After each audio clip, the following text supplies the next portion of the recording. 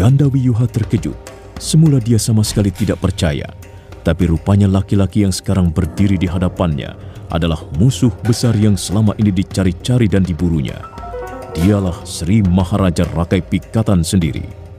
Sementara Sri Maharaja masih bertanya-tanya dalam hati, siapa kira-kira lelaki setengah tua berbadan tegap yang sepertinya sangat menaruh dendam padanya itu? Pikatan, kamu sebenarnya musuh besar Wangsa Sailendra. Sayang sekali, aku tidak lagi bisa menerima pendapat seperti itu. Sekarang Wangsa Sailendra dan Wangsa Sanjaya sudah bersatu padu. Dua-duanya mengemban amanat dari almarhum Sri Maharaja Samaratungga.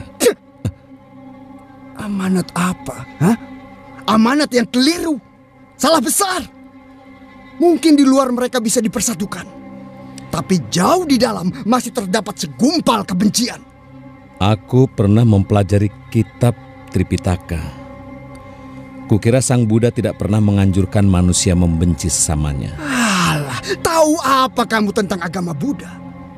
Kamu hanyalah seorang manusia licik, pengecut, dan tukang mencari muka. Kamu berhasil mengambil hati Sri Maharaja Samaratungga, kemudian mengawini putrinya. Kamu pura-pura baik di depan pejabat-pejabat kerajaan yang berasal dari Wangsa Sailendra. Kamu pura-pura berhati lembut. Kamu pura-pura bijak. Kamu pura-pura berwawasan luas. Kamu pura-pura mempunyai hati baik, intan berlian. Tapi sebenarnya kamu manusia paling kotor, penuh rasa sirik, iri, dan dengki. Kamu orang busuk Rakai Pikatan. Kamu ingin menghancurkan Wangsa Sailendra yang telah berhasil menguasai seluruh negeri Mataram. Tapi jangan mimpi terlalu indah. Jangan terbang terlalu melambung tinggi. Sebab cita-citamu tidak akan pernah berhasil menembus awan dan mencapai kebiruan langit. Karena suatu saat nanti, kamu berikut sanak familimu, teman-teman dekatmu, dan semua orang dari Wangsa Sanjaya akan tenggelam dan musnah dari muka bumi ini. Mendengar kata-katamu, aku yakin bahwa kamu salah satu orang yang sakit hati. Aku memang sakit hati. Aku tidak rela melihat orang-orang Sailendra sekarang berkumpul di Iwung. Mereka tersingkir dari bumi Mataram karena kelicikanmu, Pikatan. Tapi malam ini, aku sungguh-sungguh sangat beruntung. Aku tidak perlu menunggu bala putra dewa dan tentaranya menyerbu ke Mataram. Malam ini juga aku punya kesempatan untuk membinasakanmu. Kau ingin bertarung denganku? Tunjukkan bahwa kamu punya jiwa satria. Bahwa kamu bukan hanya seorang laki-laki yang hanya mampu berlindung di dalam ketiak istrimu. Kalau memang itu keinginanmu, baiklah. Tapi lebih dulu lepaskan Dewa Kinara. Bukankah dia tidak ada sangkut pautnya dengan perkara kita? Persetan dengan Dewa Kinara. Dia hanyalah seekor ikan teri. Sedangkan sekarang aku sudah berhadapan dengan kakap. Ayo Pikatan, jangan hanya bisa enak-enak duduk di atas singgasana sambil memerintah para kaulamu. Sebagai seorang raja, kau pun harus mampu menunjukkan keperkasaanmu. Ayo, hadapi aku.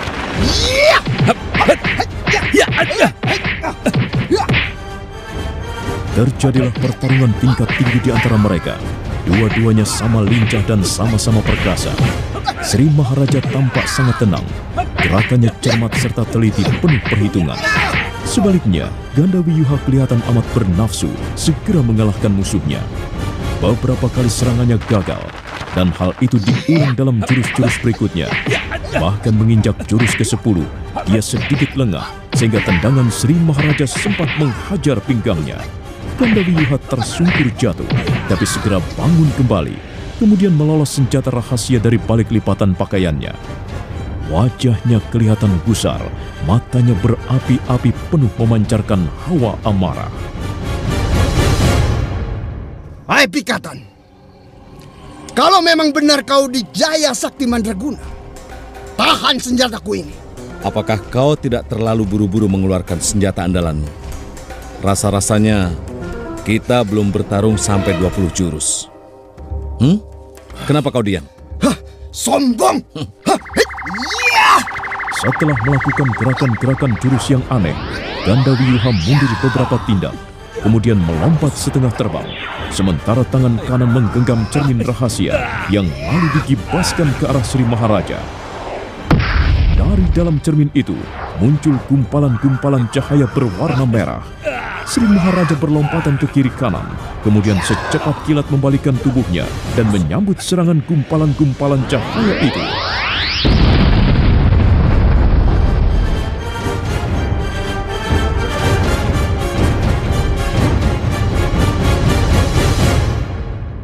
Hayo, mana senjatamu yang lebih ampuh? Ini aku. Dia Rakai Pikatan anak Empu Palar, orang keturunan Sanjaya. Tidak akan melarikan diri dari gelanggang pertarungan. Ayo, jangan lari. Sebutkan dulu namamu, tunggu. Tunggu. Karena merasa tidak mudah mengalahkan Sri Maharaja Rakai Pikatan, secepat kilat Ganda Wiyuha menyambar Dewa Kinara yang masih berdiri terpana, kemudian melompat terbang ke arah pepohonan yang gelap. Wangsa Sanjaya bukanlah keturunan pengecut. Selesai berteriak ke arah dahan-dahan pohon yang gelap, Sri Maharaja Rakai Pikatan segera berlalu dari tempat itu. Sementara Ganda Wiyuha terus berlompatan di dahan-dahan pohon. Begitu sudah tiba di tempat yang cukup jauh, baru dia melayang turun.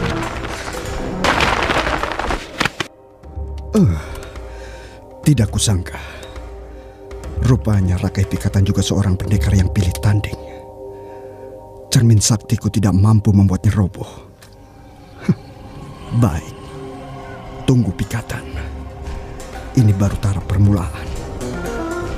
Pertemuan kita yang pertama ini akan kita susul dengan pertemuan-pertemuan berikutnya yang jauh lebih seru. Tunggu kau Pikatan. Suatu saat kita akan selesaikan urusan ini secara jantan.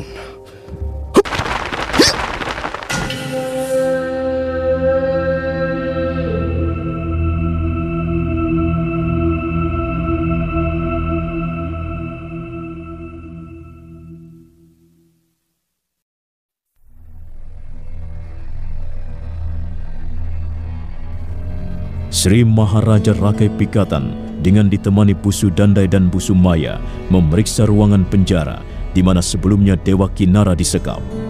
Ruangan itu sekarang telah kosong. Setelah itu, Raja Mataram yang gagah dan tampan itu kembali ke istana dan menemui istrinya. Sri Kahulunan tampak sangat kecewa begitu mendengar Dewa Kinara diculik orang. Prajurit-prajurit itu tidak salah, Dinda Pramodawardhani.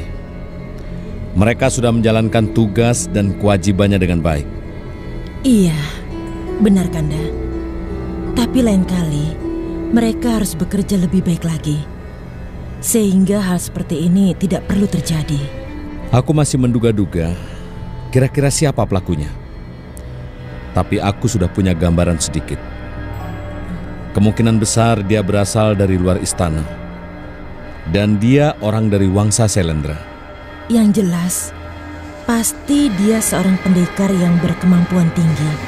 Kalau tidak, mana mungkin dia berhasil menyusup ke ruangan penjara, membuka pintu gemboknya, dan membawa lari Dewa Kinara. Benar. Tapi, dari mana Kanda bisa mengambil kesimpulan bahwa orang itu berasal dari Wangsa Sailendra? Aku sempat bertarung dengannya. Kanda bertarung dengan orang itu? Ya, dia memang seorang pendekar tangguh. Bagaimana ciri-cirinya Kanda? Orangnya tinggi besar, matanya lebar, rambutnya agak keriting, suaranya agak melengking, kasar, tetapi ya sepertinya kurang tekanan. Dia menggunakan senjata yang sangat aneh. Apa itu Kanda? Wujudnya seperti cermin. Senjata itu bisa mengeluarkan gumpalan-gumpalan cahaya yang mematikan. Untung aku bisa menghadapinya. Ada apa Dinda Pramodawardhani? Sepertinya saya kenal orang itu Kanda. Saya tidak pernah akan melupakan peristiwa penting itu. Dan barangkali Kanda juga belum sampai melupakannya. Ya, saat itu Ayahanda Maharaja Semaratungga sedang mengadakan pertemuan penting di Balairung Istana Mataram ini. Dan beliau minta pertimbangan pada saat kita bermaksud menikah menjadi suami istri.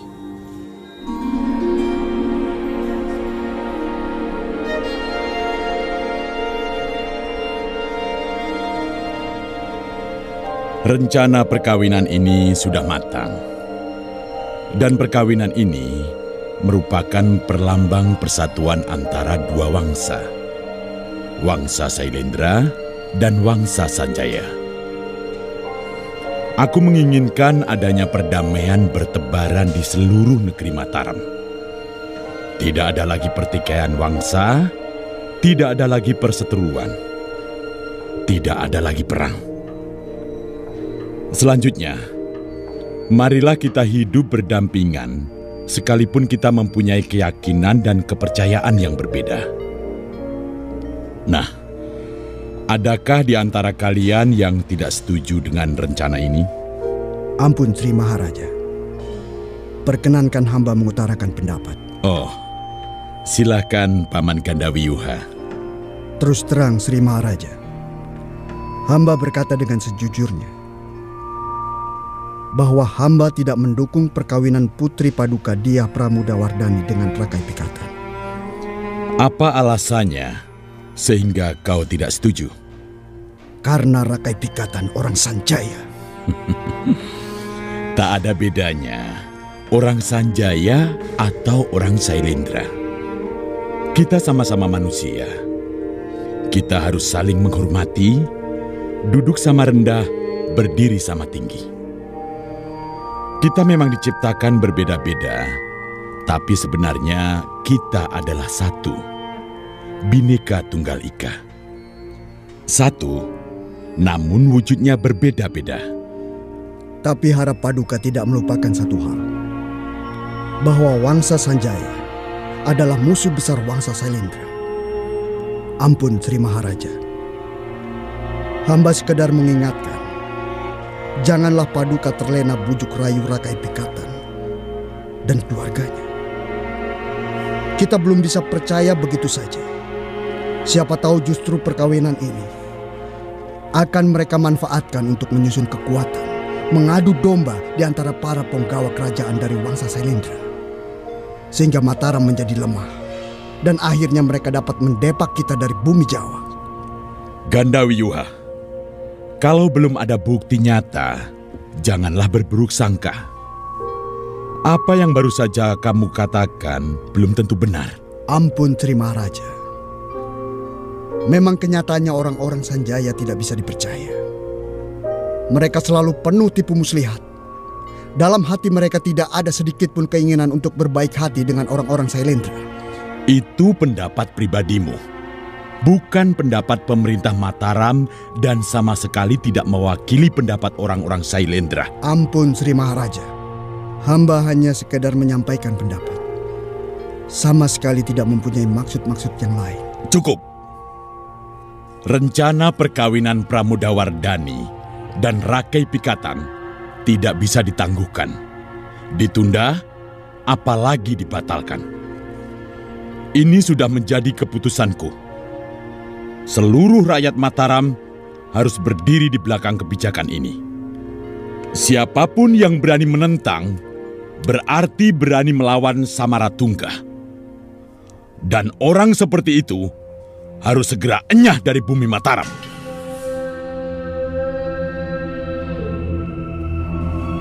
Apa yang Dinda pikirkan? Apakah Dinda mengenal orang itu? Tentu saja saya kenal Kanda Maharaja. Siapa dia? Hanya ada seorang pendekar tangguh yang memiliki senjata ampuh berupa cermin.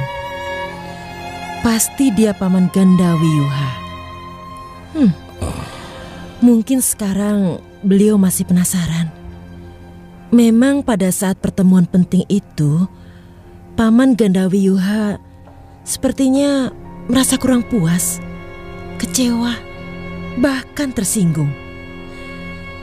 Sejak saat itu, beliau tidak pernah kelihatan lagi.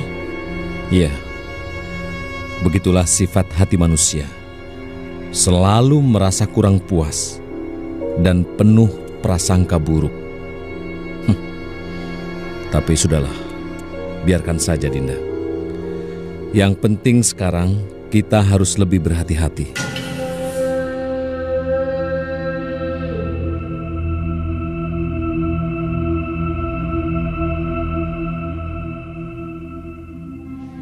Ayo turun kamu Dewa Kinara. Jangan enak-enak digendong seperti anak kecil saja. Ayo. Aku? Kau mau membawa aku kemana? Nanti kau akan tahu sendiri. Aku senang sekali. Tadi aku senang sekali. Senang apa? Kau bicara apa? Tadi waktu kau berkelahi dengan ayahku, kau hebat sekali. Tadi kau menggunakan senjata-senjata aneh sekali. Apa itu? Bolehkah aku tahu? Nanti kau akan kuberitahu. Sekarang belum saatnya. Tapi ngomong-ngomong, ayahmu juga hebat. Aku senang, walaupun sekarang belum bisa menundukkannya. Dia memang seorang pendekar perkasa. Tapi suatu ketika, aku akan dapat mengalahkan ayahmu. Dan rakai pikatan kupaksa bertekuk lutut di telapak kakiku. Mengapa kau benci pada ayahku? Tentu saja aku mempunyai alasan yang kuat. Tapi baik, kalau kau ingin tahu, aku benci rakai pikatan karena dia orang yang berasal dari Wangsa Sanjaya. Tapi karena kelicikan ayahmu, dia sekarang bisa duduk menjadi Raja Mataram.